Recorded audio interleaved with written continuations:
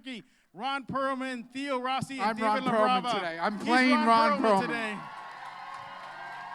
That's Theo Rossi. I'm Theo Rossi. That's Charlie Hunnam. No, I'm Theo Rossi. Where y'all want to sit, gentlemen? Hey, Jeff, where are you sitting? I'm gonna sit in this blue chair over here. You want to sit there? Yeah. You sit wherever you want. Where do you want to sit, Ron? He's sit over here? motherfucking Okay, Ron's happy. gonna sit next to Happy me. sits wherever he wants. We're going to leave a space here. Someone to keep it warm. Yeah, somebody. for We're gonna keep that someone. one nice and warm there. Well, guys, welcome to San Antonio. How's it? Theo, welcome to San Antonio. David. I and, live an Ron. hour away. This is like home. Oh, for really? me. Where I about? live in Hill Country in Austin. So Oh, I'm like get here. out. Okay. Yeah. So this is like backyard for you. This is backyard. Yeah. All Not right. far. David, first time in San Antonio? No, I came here about like season 2. There was a Oh, convention there's here Ron a here. long time ago. Yeah. And Ron, how about yourself? I think I've been here like 3 or 4 times, right? Yeah. You've all. Yeah. You guys are old friends. Old friends. All right. Well, I then. know every one of you by name. Hey, Larry, how you doing? Well, again, welcome to San Antonio and the Big Texas Comicon. So let's dive into it. You see the fan turnout. I mean, huge, huge. Sons of Anarchy. You mean this is not AI? No, it's not AI. No. This is all real. It's all real. Ron, why do you think Sons of Anarchy just hit with fans? What do you think about Violence, man. People really like people really like to see other people get fucked up, man. Theo? I don't want to curse with the children here, and I notice we're just dropping. Wait a minute, there's fucking kids here? Like I was saying. What the fuck were you thinking? We didn't give it a rating on here. We should have said Ron's Yeah, here. we'll do That's like the a rating, right? Sorry, Ron. children. Uncle Yeah. Ron is. He gets $1 for every time, so you guys will be rich by the end of it. I worked with a kid about a year ago on a movie, and I didn't realize until halfway through dinner that she was like 11, you know. And I said, oh, I guess I've been cursing a lot. Do you guys have like a curse jar? And her father was her chaperone. He says, we actually do. I said, like, is it $1 per a shot? He goes, yeah. So I pulled out $200. I said, this should get me through dessert. David, what about you? I'll be quick. I think it was popular on multiple. It was popular with the women because everyone say because of the guys. No, those women were victors, not victims. They killed people, and that really. There weren't a lot of shows that most women they write about are victors, and I think that club thing is in every country. There's no other show like this show. Well, then also that Jax's is butt cheeks was there every too. I mean, I get the women thing, but it was also Jackson. It was because he was on it and this guy. No, really, it's truly special. You notice they put a shower scene of Jax's ass in like every episode from.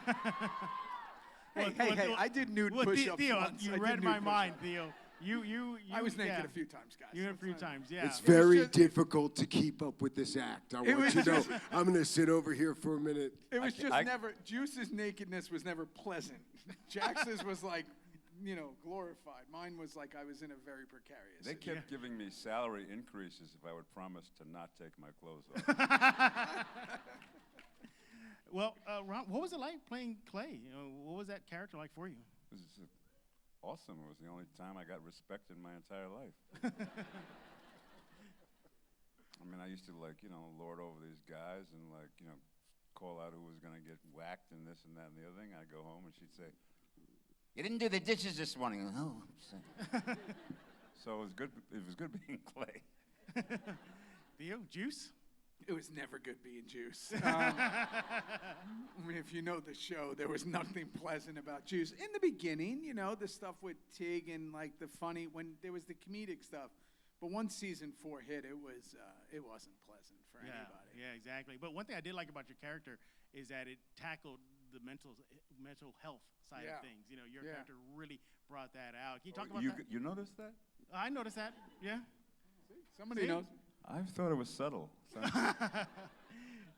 But my point is that the show actually pushed so many real world, you know, topics such as mental health. You want to talk about that? Well, I think at the end of the day, the show is about family, right? You know, that the whole thing was about the family struggle between the family that was the club and then the inner family of the tellers and everything that was going on with that.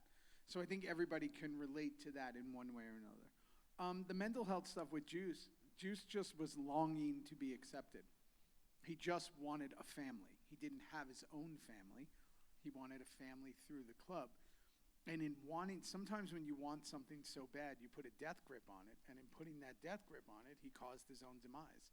And that's kind of what happens with a lot of people. So I think that Kurt masterfully wove that web of you. He made you care about these people that were really not great people.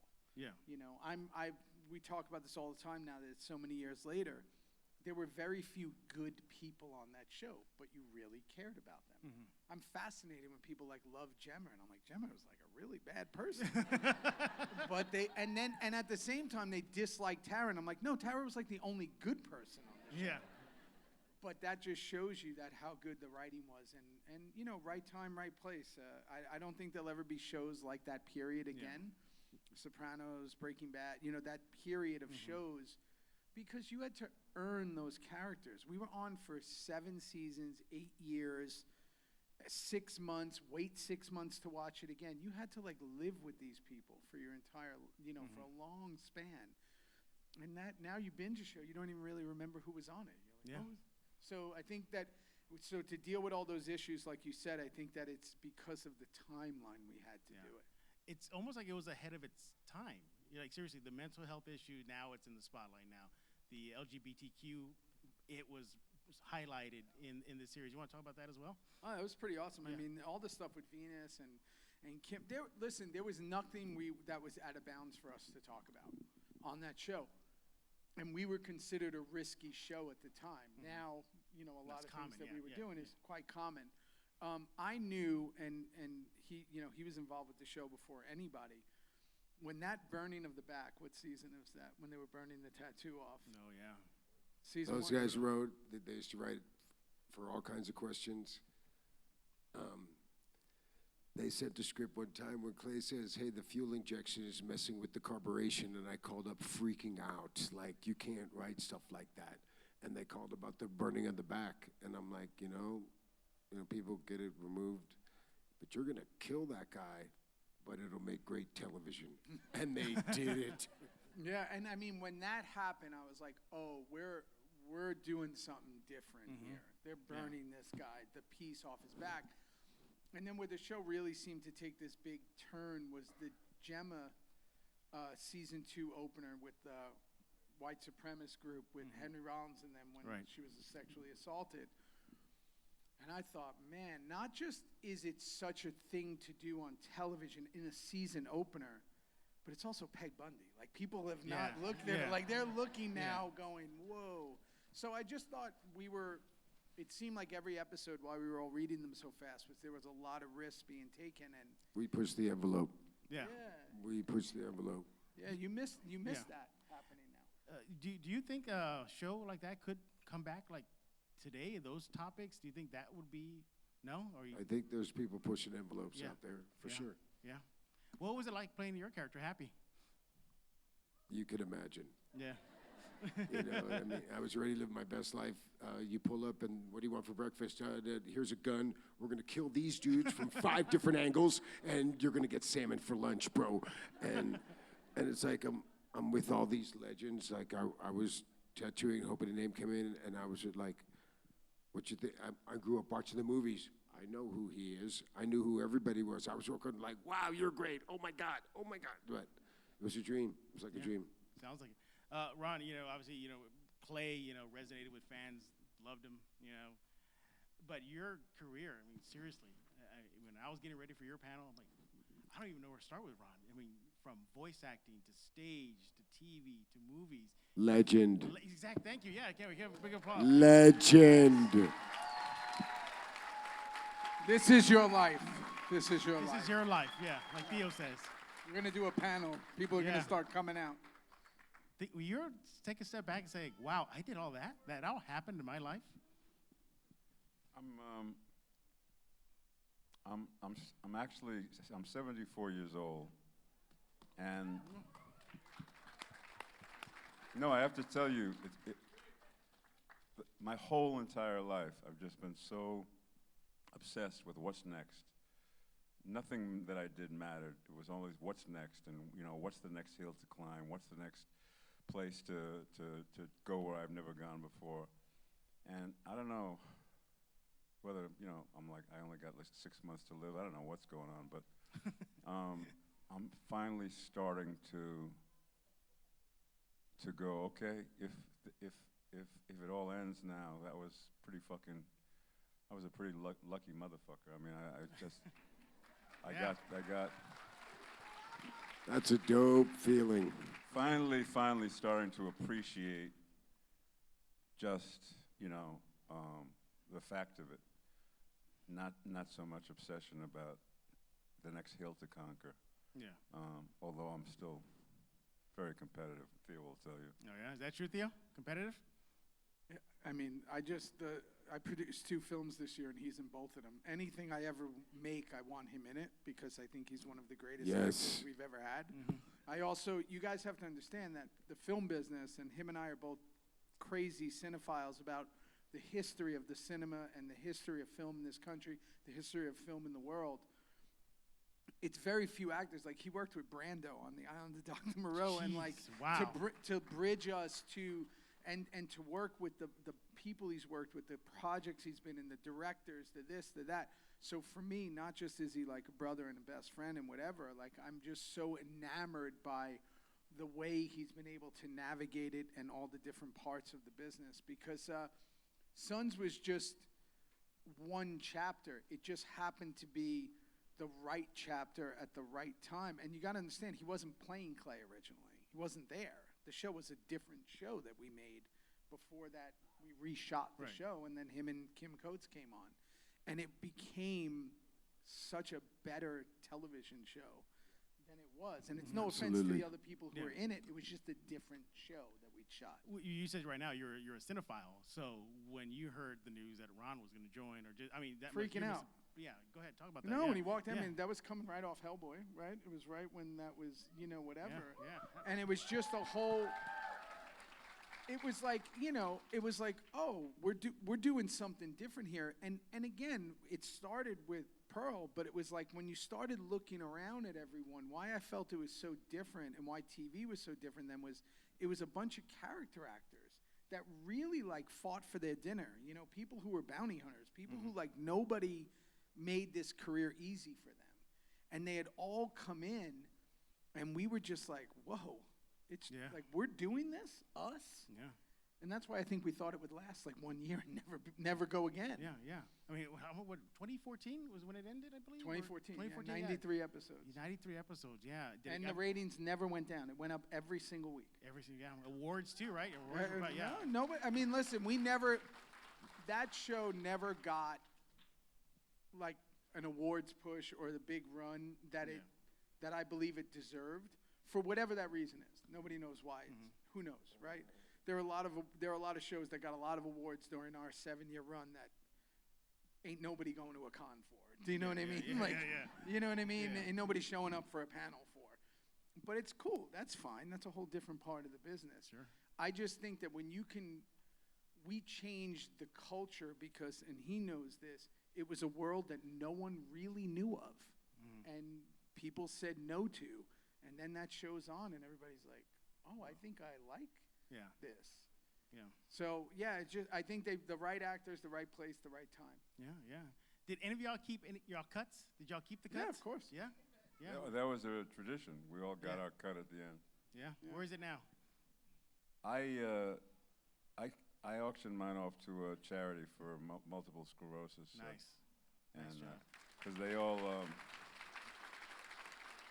the other part of the tradition was we would all sign each other's cuts. So whoever was left alive by the time your story arc ended, you know, that's how many signatures you had. I had 2 signatures left on mine.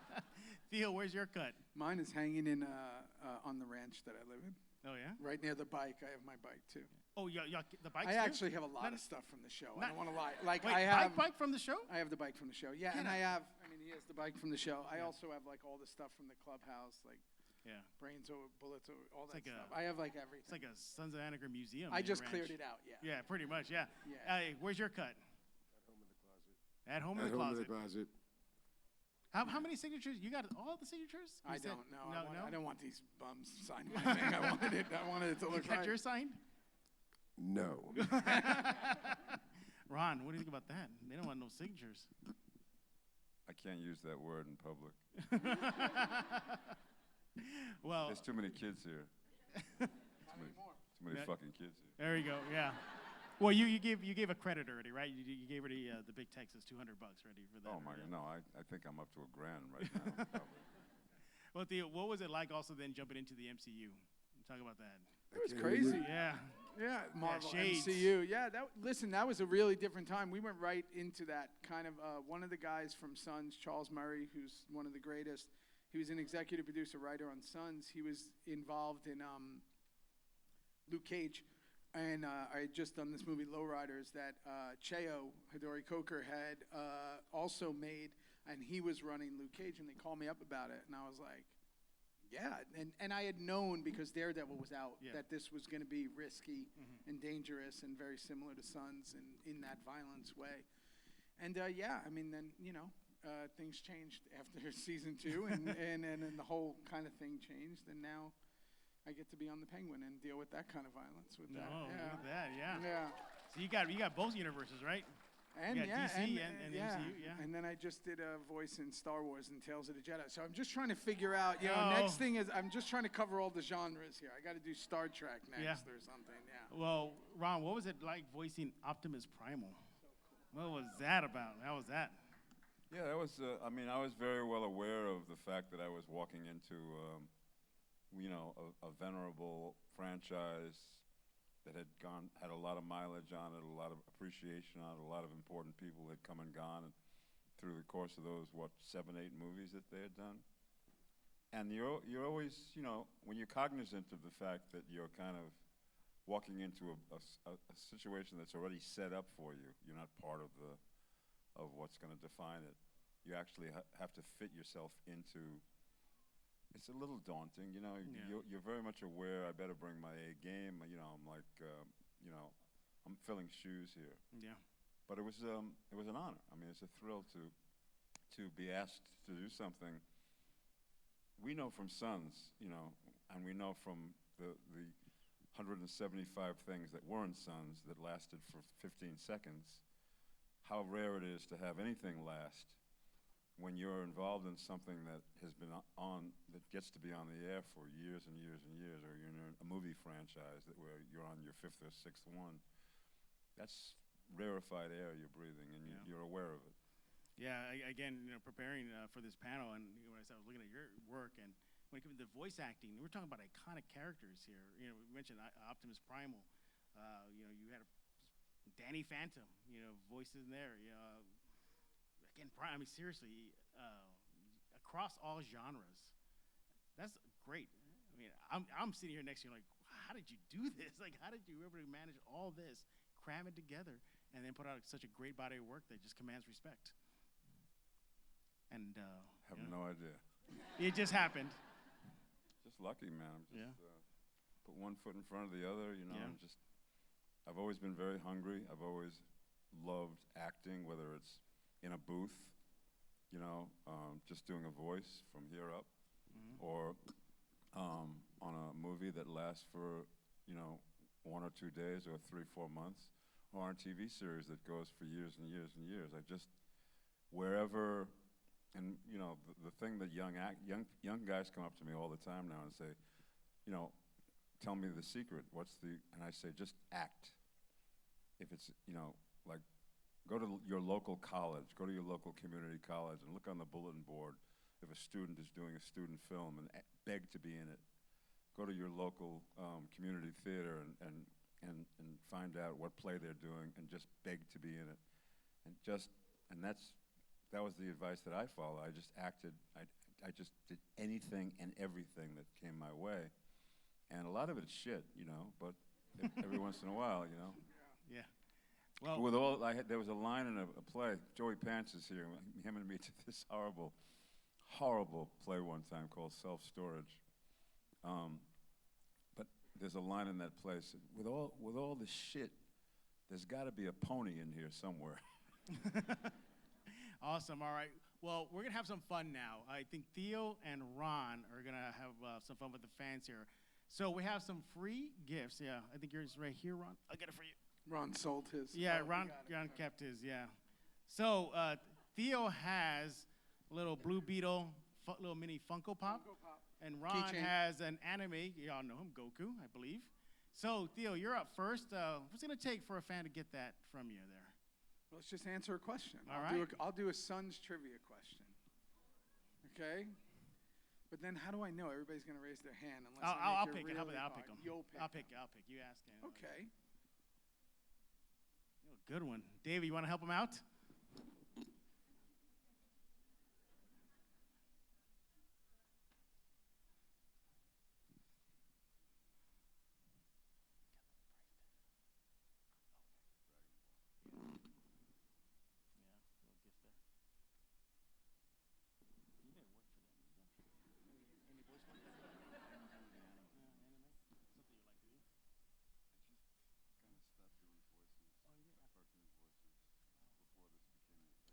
Okay, I'll do my original one. Okay, this is Yeah. easy. Nero created a new spot, a new place of business in season 6. After there was damage and all this, and what was the name of the new location? I'll pick. Yes, ma'am. Come up. You're in the pink right here. Right. Yeah. You. Yes. Come up to the mic. Yep. It was called Diosa Norte. There you go. Come on up. That was pretty good. Nice job. Good job. All right, Ron. You got something. What's it gonna take for them to earn that Dragon Ball?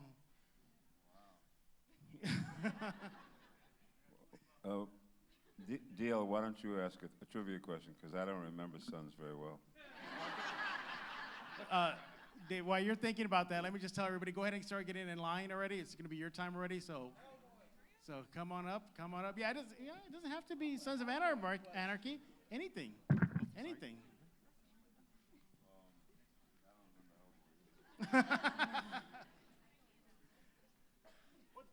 Yeah. So Anybody I'm know- gonna ask a real deep. There Like was a- you would have to know he the got show. it.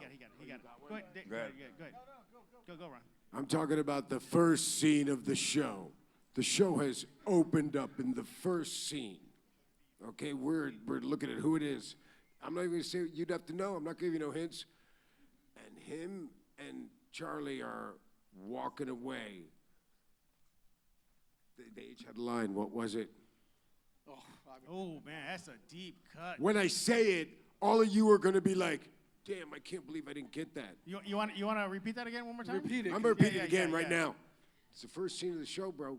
All right, the second scene. The first scene was an explosion. Good touch. The second scene is the daytime. We're all there. They're walking out. Him and Charlie, and the show opens up right then. It's right before the commercial break. This is a famous line right here now. And this guy says, these two guys, him too, say something. I don't remember that. Man, you guys. Come well, on, I we think got somebody one wants to hand try. try. In the house. Who wants to try? Okay, ma'am, come on up. Right here. You just come up to the mic real fast. Somebody Yeah, remembers man, this that. is That's a pretty deep good. cut, man. You got it, Yeah, baby. yeah, you want it, yeah. I'm gonna give it to her. He walked out. Ron says, 2 to the back of the head. He says, it ain't Come on easy up, get your being prize. king. No. That's pretty great, by the way. Wow, good job. That was a deep One question. hand out of everyone One here. hand out of everyone got it. That was awesome. All right, well, it's your turn to interact with the cast here. So By the let's way, go- that you have to declare that on your income tax. That's And it's worth 7,000. Yeah. All right, go ahead and kick us off. Okay, so I come from a huge family, and my brothers, cousins, sisters, we always used to prank each other. Did you guys prank each other on set at all? Oh man, it was torturous. I just feel good because I was usually the one doing the torturing too.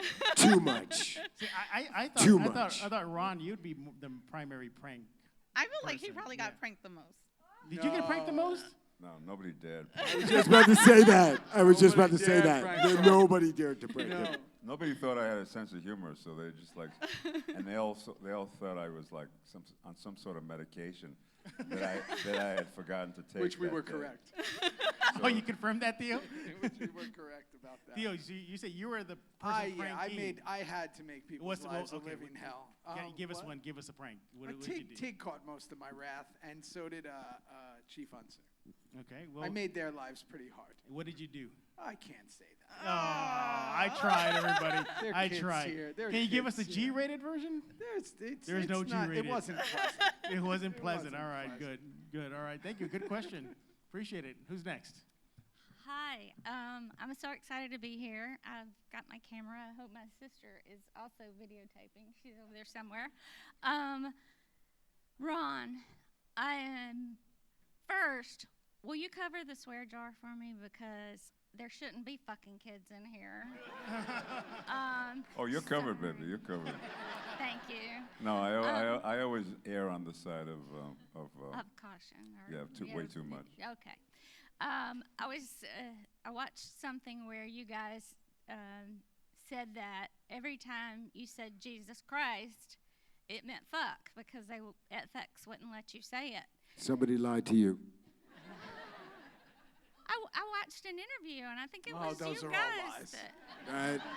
That is not Believe true. ever what an actor It's not says true, in an really? interview. That is not true. I So- never heard of that till right this second. Are you serious? That's amazing. Serious. You can see I'm serious. Okay, so I'm not going to argue with Happy. Easy, David. I'm not going to argue with Happy. Don't. Don't argue with Happy. Yes. So But why so many? We were not allowed to say fuck. That's true. Yeah. So we had to say fudge.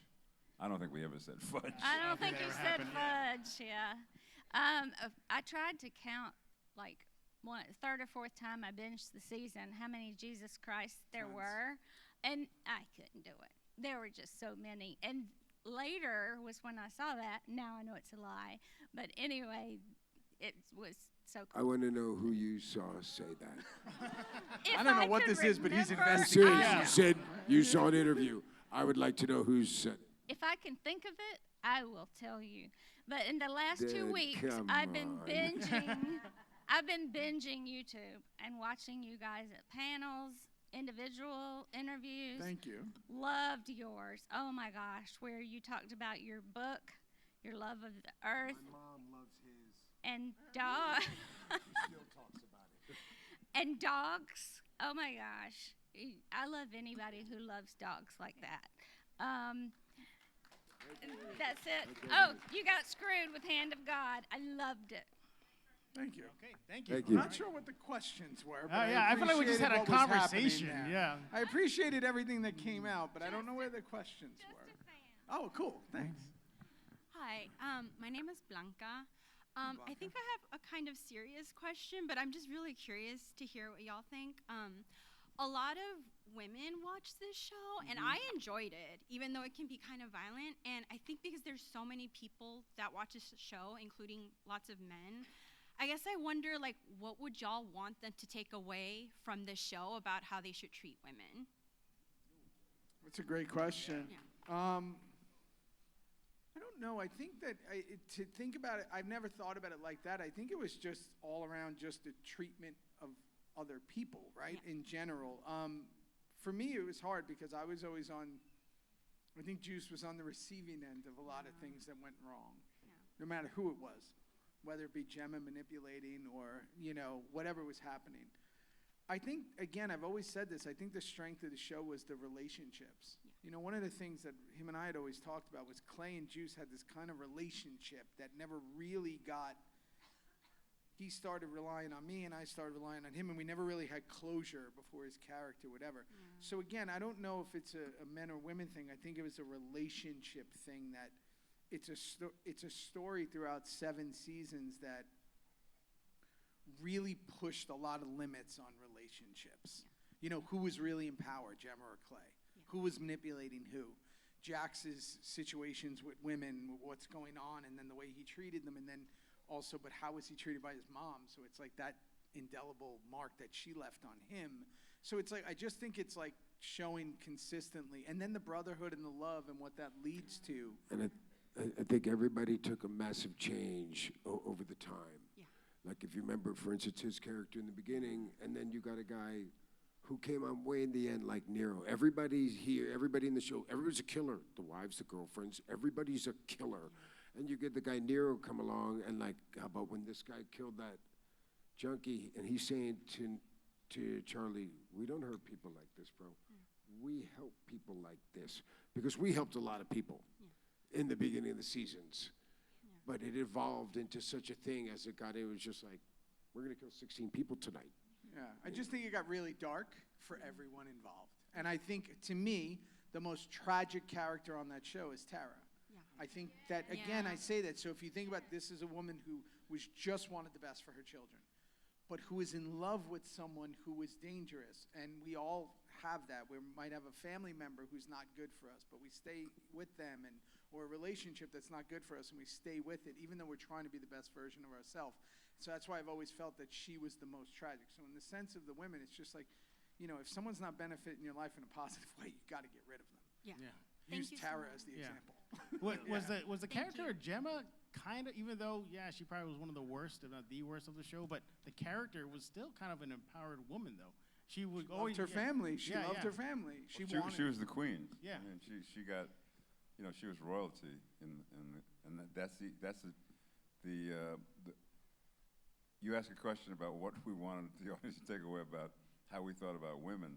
I don't think this was the show that wanted to model behavior on any level. I mean, because it was all so volatile and explosive, and a lot of it was, there were no blacks allowed in our family, so it's already a racist organization. The way, we treated the what do they call them, the chicks who just hung out in the thing, The crow eaters. Crow yeah. eaters. Crow eaters. I mean, we were saying crow. You can imagine what a crow eater is. So there was this dichotomy about women having no value whatsoever, or being the queen, and being somebody who almost had the same amount of power as the most powerful dude in the organization. So we were not a model for any particular philosophy that we wanted. We thought America should say, that's how we should. Yeah. That's what we're supposed to be.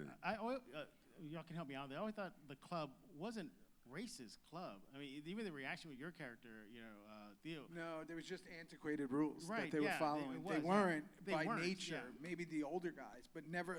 And I don't think they were either. I think it was just an antiquated system that people kept following blindly, because it was never addressed. Right. Yeah. If he would have addressed it, it probably would have been. And that felt like the simple answer for your For character. sure. It was just like, bring it to, we just got to change this. And sometimes the simplest answer isn't Yeah. addressed. Yeah. You make it complicated Yeah. like he did. And it's a made-up club. Right, yeah. It's a made-up club. Let's be very real. Yeah. That club is made by a bunch of writers in a room. Yeah, Don't all right. forget that. All right, next question. Hi, incredible to be talking to all three of you guys. I've watched thank you Sons of too. Anarchy I through and through like realized that. so many times. So there are a lot of moments in Sons of Anarchy that are incredibly heavy and emotional and very violent. And I think out of everybody on the stage, that Juice's character definitely went through the most. And I wanted to ask you, what do you think, in your personal experience, was your hardest scene to film? 10 years later, I'm still rocking in the corner at night from it. No, I mean, I don't know. I thought what he did, everything, it never felt hard in the moment, I think, because it was all stair-stepped. I think it was all leading.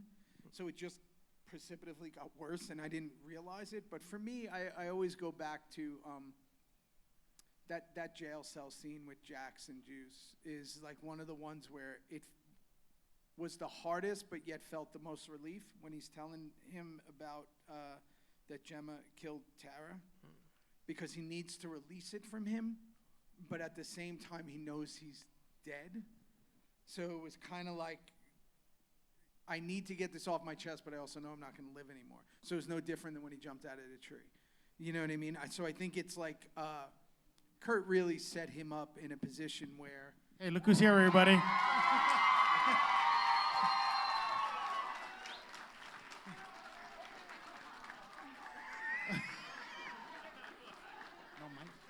Hi, Charlie. Hi. Hi. Hey, welcome, Charlie. So as I was saying, Kerr really set him up to, I don't know what you were saying. No. No, I don't even know what the question was. No, yeah. I can repeat it if you want. No. My. You're doing good. God. Hold on. Let me get this on. I'm here now. Look, he's right next to me. But I was saying, in that scene, our jail scene, in our jail talk scene, which he's still mad about, I felt like that was the beginning and the end of him. So I think that's the hardest scene for me for a multitude of reasons. And I just think it was the end of Juice. And it was hard because it was also the end of the line and the show for him. Yeah, good one, yeah. It's also hard for me because they didn't roll the camera. But remember, they didn't roll the camera when I said I don't want to do this many takes of this scene because it's really hard to act like somebody came in and tell you that your wife or your mom killed your wife. And so I said, this is going to be a hard scene to act. I only want to do it once or twice.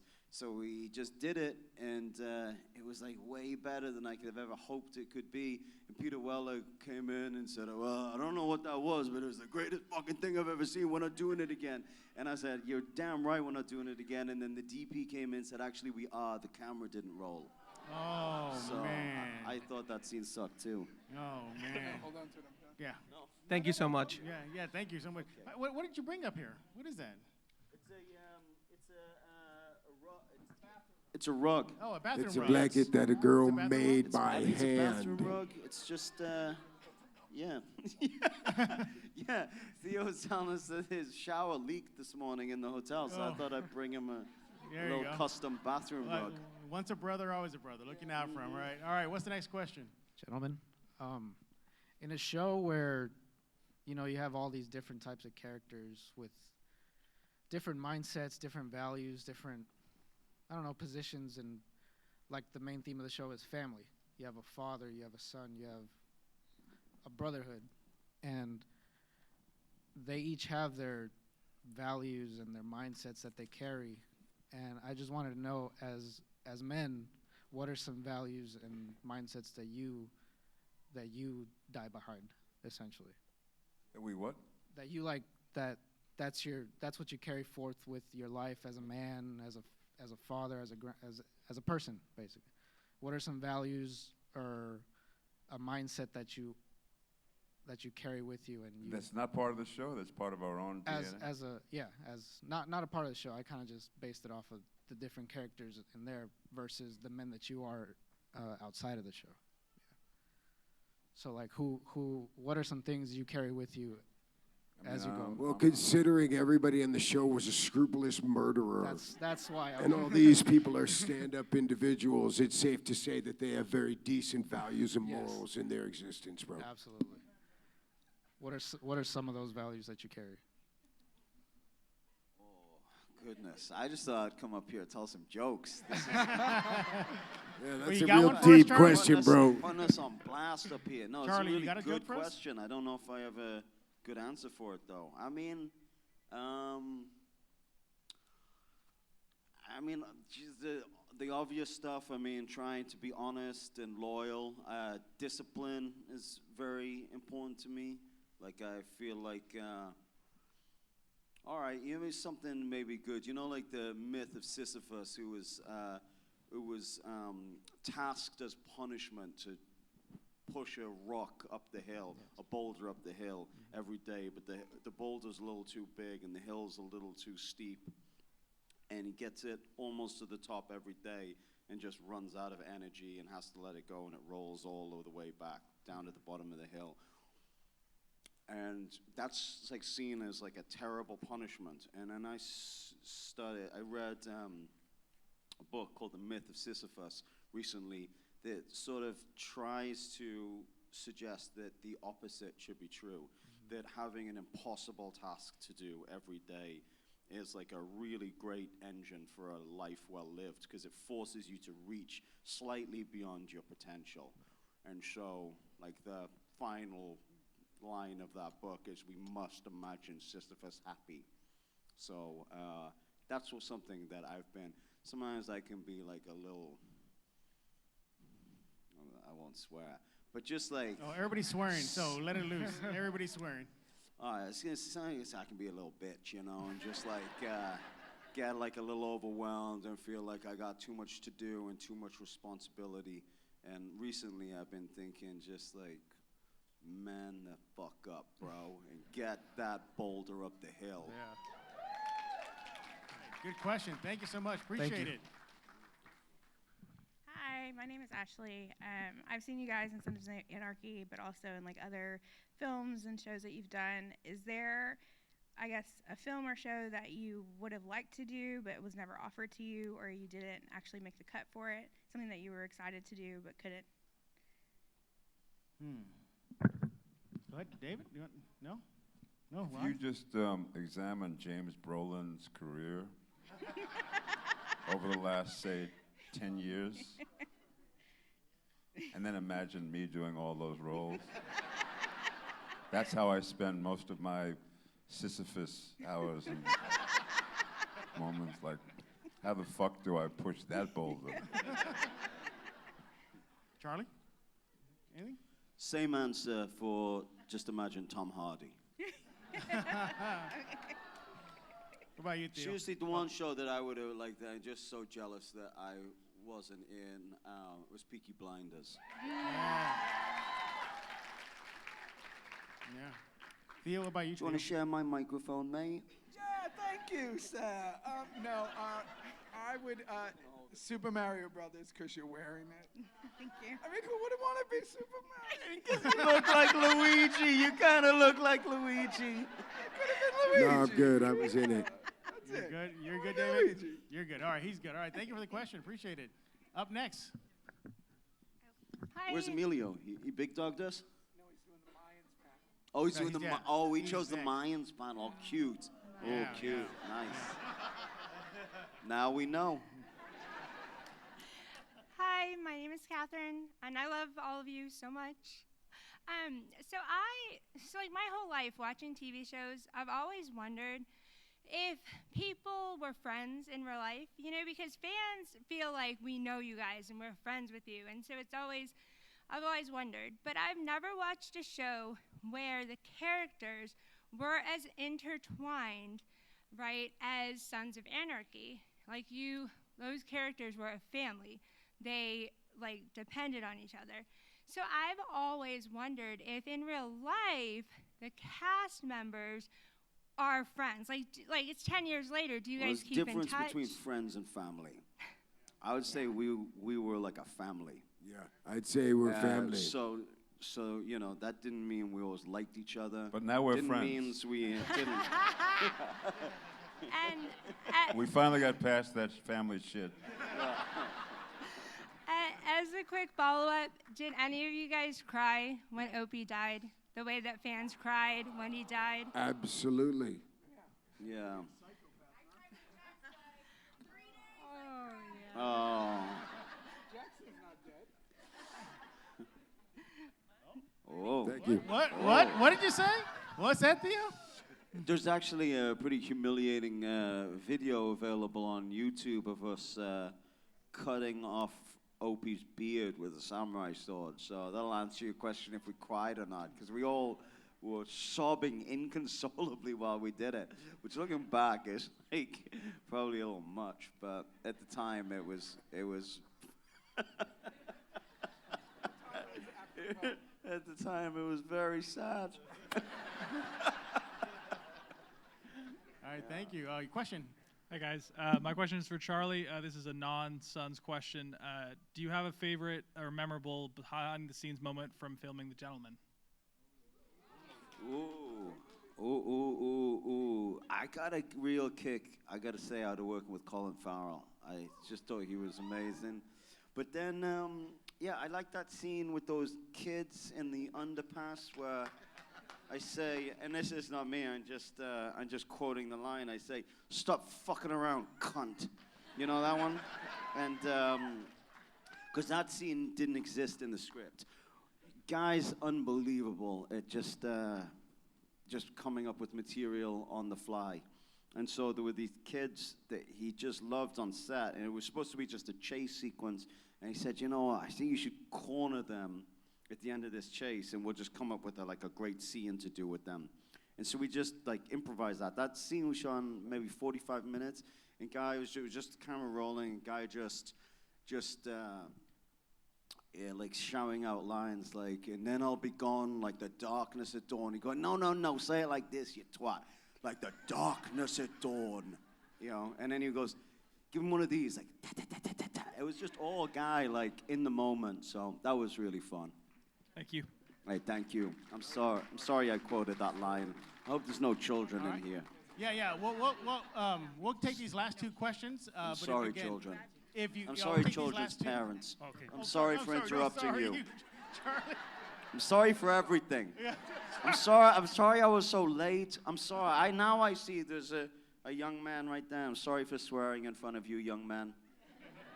But it doesn't count as a swear if you're quoting from a movie. That's true. That's true. That is true.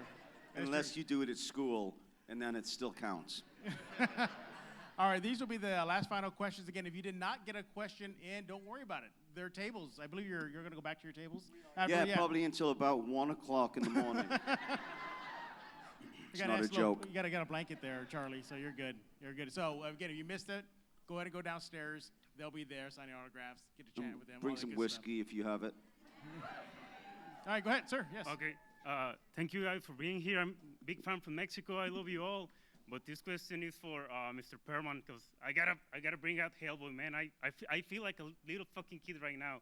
I mean, you're a legend, and I gotta ask at least something about Hellboy. I just want to know of those two movies, your favorite scene, and the toughest one, the toughest, like, part of being Hellboy, because you're still the best Hellboy.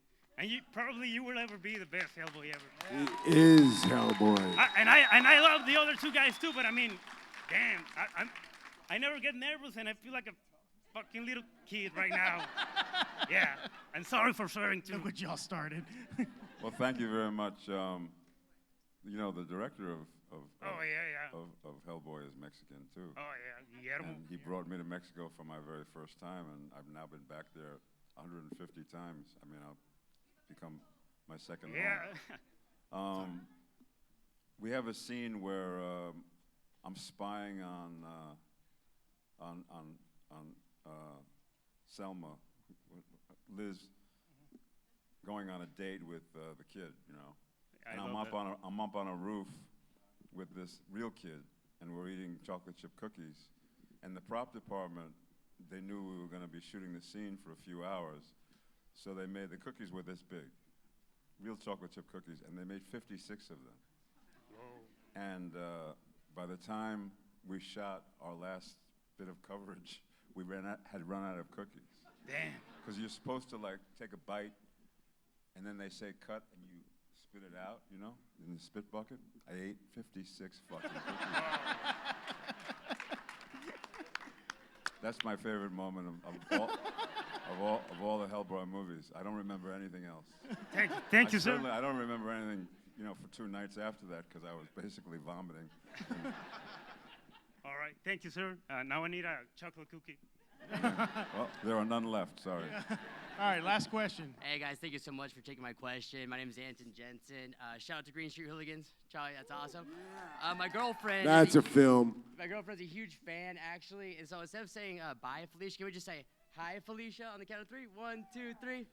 Hi, Felicia. All right, guys, that's it.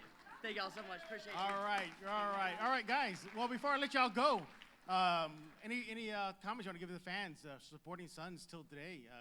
Take it away. All right, Charlie. Yeah. Thank you, and I'll turn it over to Theo, who is very good at making heartfelt speeches of gratitude. Thank you. I'm not going to do that. I'm just going to say, listen, if there's one thing that's true in this world, a lot of things are lies, a lot of things are false, but the one truth is that the Reaper crew is for life. And it never goes away. What about you, David? You got a shout out to the fans? Good. Like Frank Sinatra says, without you, we're dead. All right, and Ron, message to the fans. I am like, it's 2024, and you know, it's as if an episode was on last night. the amount of enthusiasm and love that's in this room is as if we're still on the air, and that's fucking amazing. Thank you. All right. Again, the cast of Sons of Anarchy. Make sure to go visit their booth. They're downstairs. I believe you guys are still going to open, right? You guys, your tables are still good? Thank you. Yeah. Yeah. All right, go. Yes.